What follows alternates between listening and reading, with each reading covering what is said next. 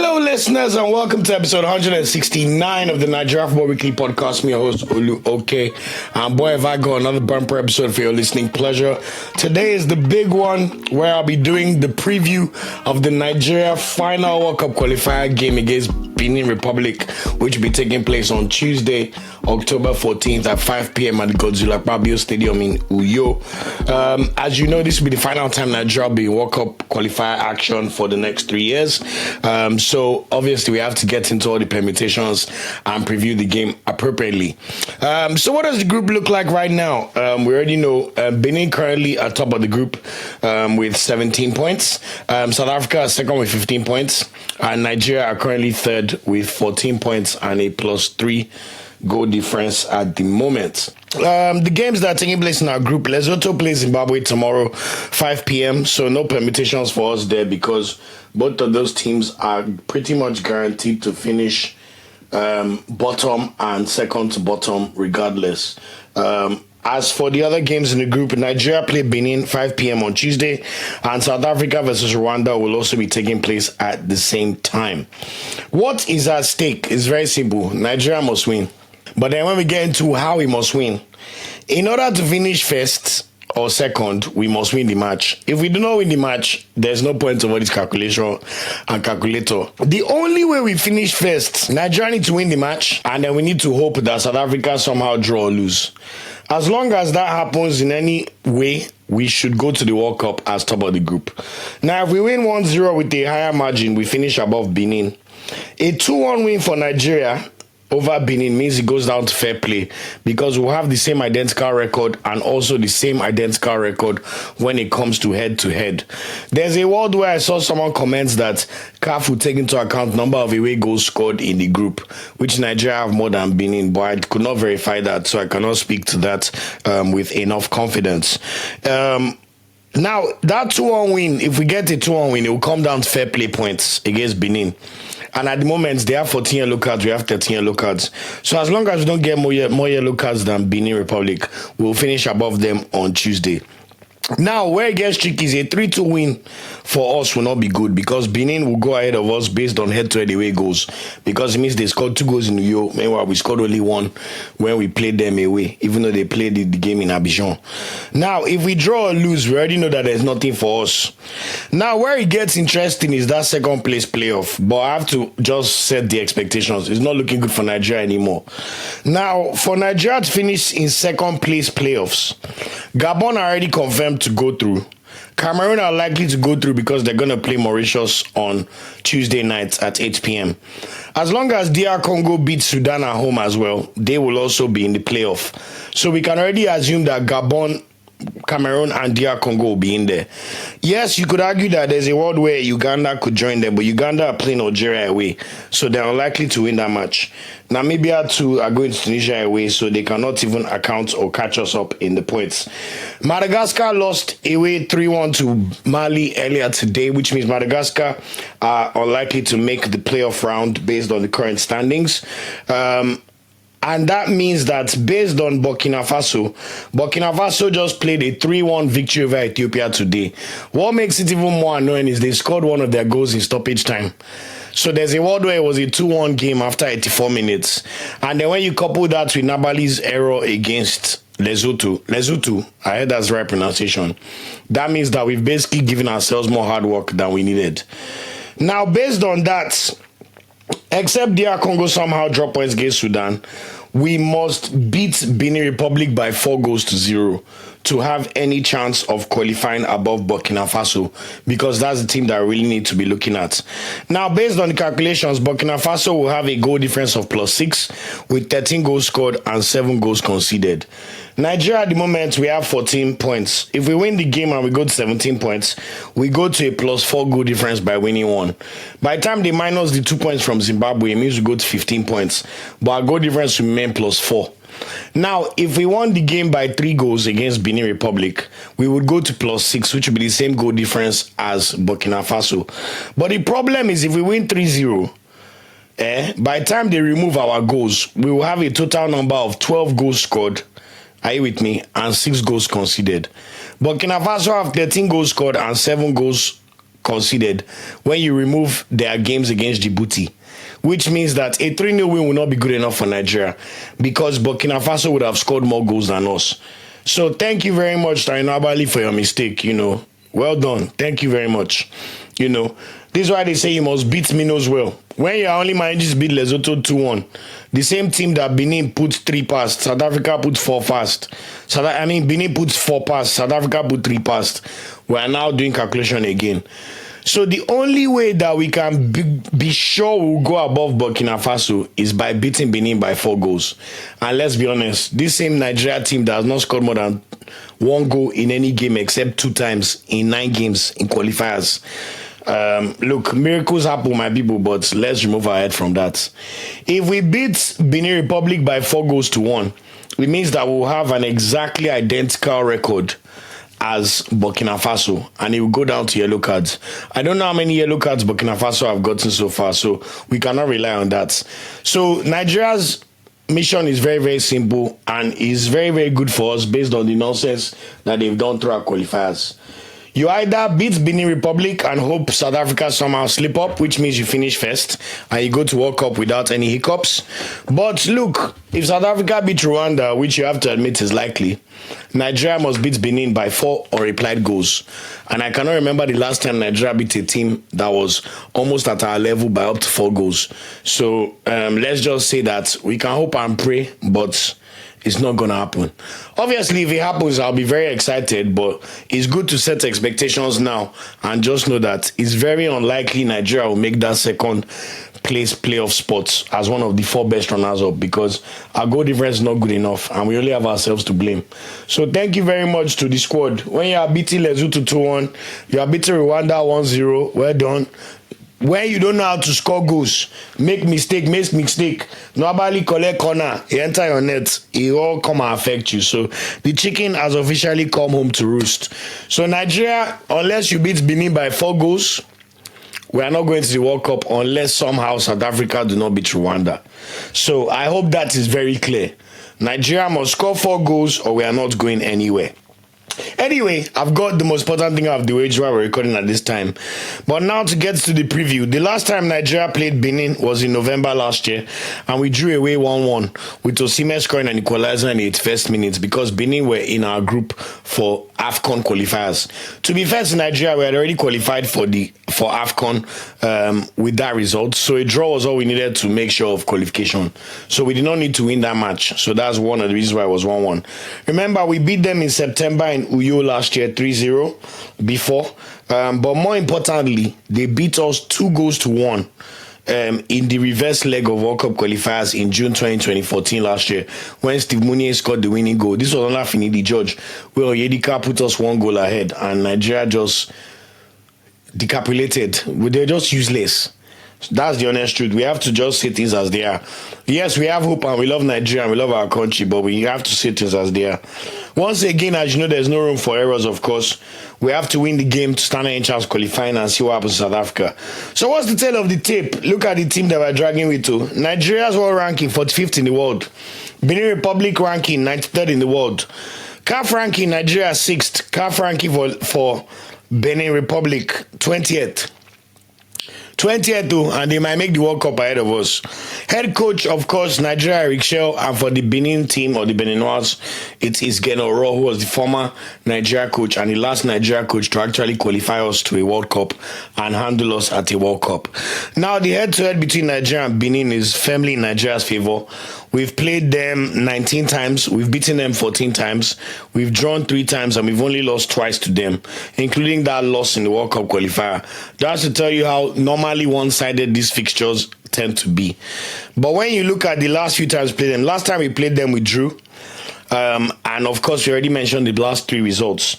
So even though on paper normally Nigeria beats Benin, it's not guaranteed at all. Also, if you look at our last 5 results against Benin, the 3-0 win in September last year in Uyo was the only time that we beat Benin by more than only 1 goal margin. So I'm just trying to set expectations so that nobody gets too carried away and excited. This Nigeria team are not scoring 4 goals against Benin to beat them. If they do, I'll be excited, but it's not going to happen. Now, Players to watch for the Beninois, obviously Steve Mounier, their most famous player that we know. He played in Premier League under Huddersfield, and he scored a lot of goals for them in the World Cup qualifiers. He scored 2 in the last 3 games as well from them. Also, there's Andreas Hotunji, who I mentioned, the winger who plays for St. Pauli and has had a great start to his Bundesliga career for the newly promoted side. And of course, Tosin Ayegun, midfielder. He's not starting for them recently, but he scored the winning goal against Rwanda on Friday. So look out for that. Of course, there's also Junior Laiton, but they also have Olivier Verdon and Mohamed Tijani, who are the centre-back pairings. Now, the things we need to note or do for this game, chance creation has to be massively improved. Benin are not Lesotho. Benin have won their last 3 goals without conceding one. Not even a goal. 3 straight clean sheets. So they will not be as forgiving as Lesotho for the mistakes we make. In fact, they will punish any error and every error we make. We have to cut out mistakes, of course. We already know this, our Super Eagles team are very error-prone. It just seems to be something in the water about how they play. Now, more importantly, we have to be careful on set pieces and have full concentration. We've seen the kind of goals Nigeria have been conceding recently. So many mistakes in set pieces. The 2 goals considered from Lesotho, both in the home and away leg, set pieces. Even Benin, the goal Steve Mounier scored us, corner, or was it a cross? I know he headed the ball into the net. So, Nigeria, na beg or they beg, please. Cut out these stupid mistakes. You have Bass, you have Ajayi, top players that are very good in the air. Why are we making mistakes from set pieces? In very, very important games, it's not good enough. It's not good enough. Also, Lookman is suspended. Let us know your story that Lookman played.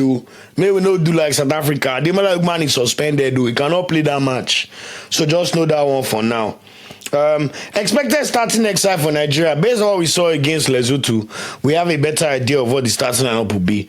Fortunately, unfortunately, Stano Abali will continue and go. Hopefully, he would, really focus and just, have a very full concentration game with no errors, because this one that we have to score 4 goals is partly to blame for the mistakes he has caused and the stupid goals he allowed us concede for no reason.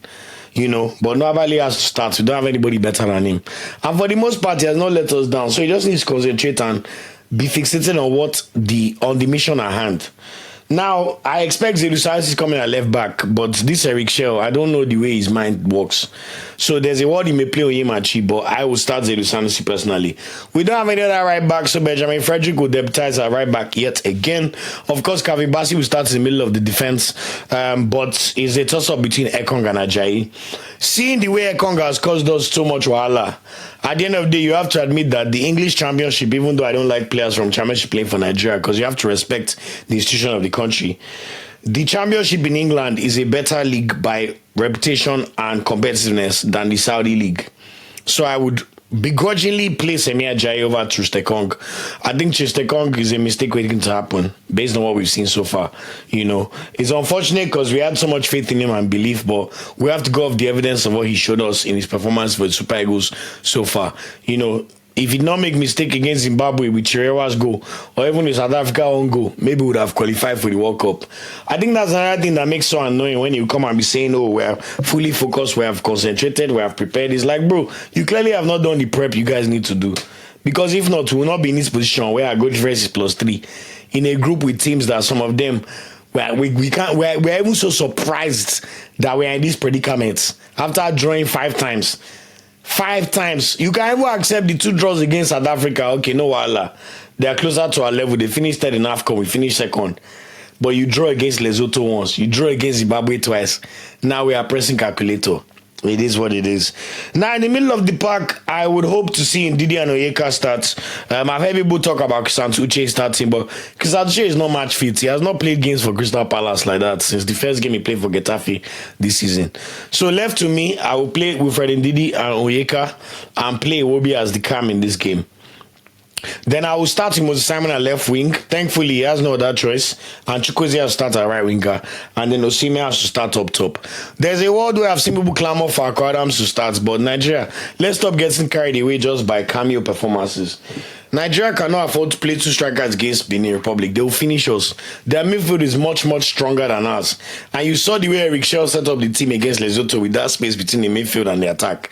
If we play like that against Benin Republic, they will show us premium shaggy. Mind you, they are on the verge of qualifying for the World Cup for the first time in their history, and they know that a win or a slight or even a draw, as long as South Africa do not win by 3 goals, will take them to the World Cup.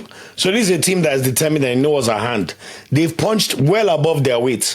And honestly, Nigeria, we really have ourselves to blame, because we should not be doing those permutations, but it is what it is. But that is the expected starting lineup, and then of course Osimhen up top. So Osimhen has to start. Now, my score prediction for this game, there's a head and a heart. Look, as I've said already, we have to go based on the evidence we've seen. We've watched Nigeria only win 3 games in this group. Out of the 3 wins, 2 were against Rwanda, 1 was against Lesotho, and it was 2-1. 1 was 1-0 over Rwanda, 1 was 2-0 over Rwanda. We've drawn so many games. We've only scored more than 1 goal in 2 games, which were against Rwanda and against Lesotho, where we needed a penalty. Nigeria is not going to score 4 goals against Benin Republic. It's not going to happen. My head tells me that this match will end 1-1. Mind you, watching Nigeria against Lesotho, we needed a penalty to even open up scoring against Lesotho in the 55th minute of the game. This is a team that knew that they needed to improve their goal difference significantly. First half did not do anything. So we have to start tempering our expectations. Of course, we hope, but Nigeria are not going to do the business, in my humble opinion. I hate to say it. I'm always a positive Patrick, but we have to go based on what we have seen. So my head prediction is a 1-1 draw between Nigeria and Benin. And my heart, of course, based on the permutation Super Eagles have now caused us, is hoping for a 4-0 win. But it's not going to happen because Nigeria do not have the capabilities for that. The only person that can decide that is going to turn into a beast is Osimhen and score a hat-trick. But watching Nigeria and our performance so far, unfortunately, I have to say we're not going to win by 4 goals. My heart hopes for a 4-0, but it's not going to happen. But my head tells me it'll be a 1-1. So, unfortunately for Nigeria, I think we will draw the game 1-1 and we'll bow out of World Cup qualifying.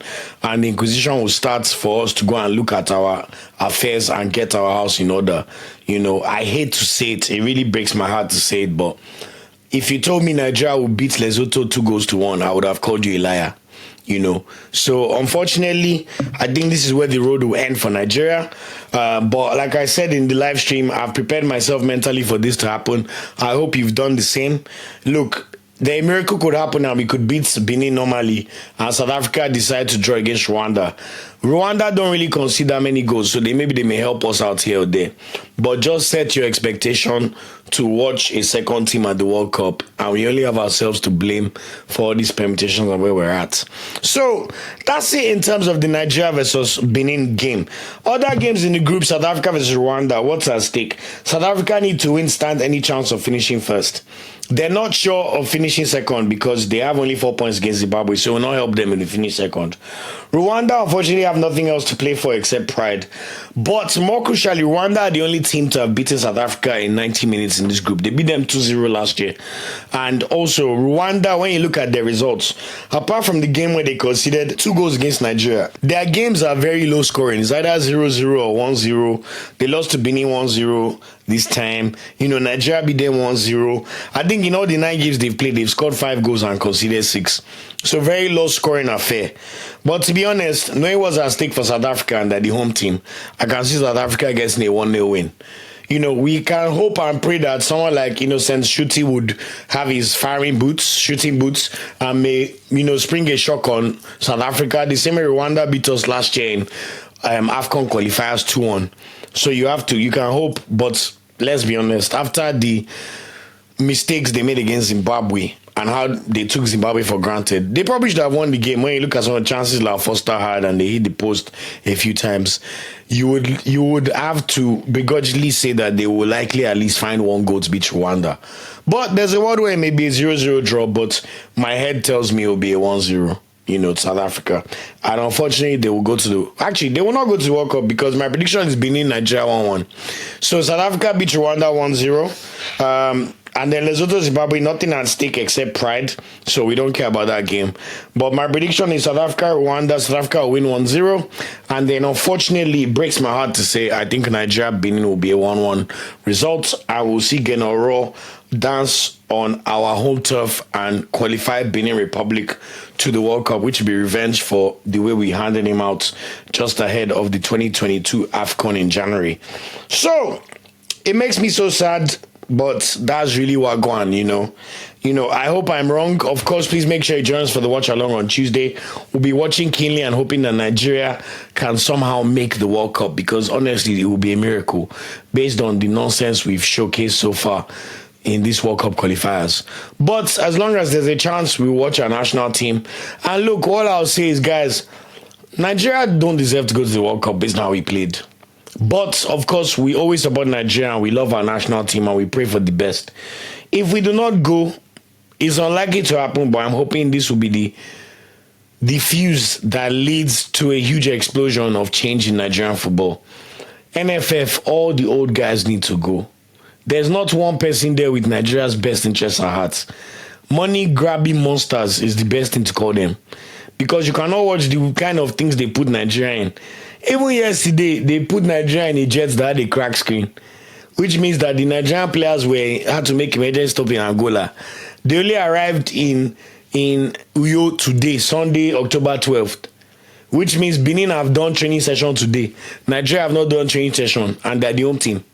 So, whatever Gusa wants to say, my brother, the evidence is there. Under 17, no qualification. Under 20, useless in the World Cup. See Argentina embarrass them. Under 23, cannot qualify for Olympics. National Chan Eagles, disgrace, losing 4-0 to Sudan. Main Eagles, calculating and using permutation to finish top of a group with South Africa, Benin, Lesotho, and Zimbabwe, and Rwanda. So, Mr. Gusau, I don't know who evaluates you, but you have been an abject failure of the highest vicinity and order. So well done for what you have done to us. This is a team with one of the best squads, definitely one of the best squads in Africa, and arguably a squad that can match up with the best 20 in the world. And look at what you have turned us into. So thank you very much. Congratulations for the nonsense you have put us through. We'll remain hopeful and see what happens on Tuesday. But guys, it's not looking good, bruv. So join me on the next episode when we do the live watch along. We will of course remain hopeful and see what happens. But I want to say a big thank you to everybody for all the support, for all the likes, for all the comments and all the engagements. It means so much to me and my team. So thank you guys so much. As usual, we'll post the hot take video for you to give me your hot takes, and we'll dissect it very well on Tuesday. But the small hope that remains, let's take it there. But based on the nonsense we have done with our goal difference, I have to say that I'm not very hopeful. I cannot see us beating Benin by 4-0. And unfortunately, I think South Africa will at least get the one goal they need to beat Rwanda. But let's see. Start praying, and hopefully we'll be shocked into joy. Take care, and I'll see you on the next episode of Nigeria Football Weekly. I've been also okay. Ciao. Thanks for watching this video. Please like, share, subscribe, and click the bell to get a notification whenever we drop a video. You can also find our social media channels listed below. And of course, up Super Eagles and Nigeria no dey ever carry last.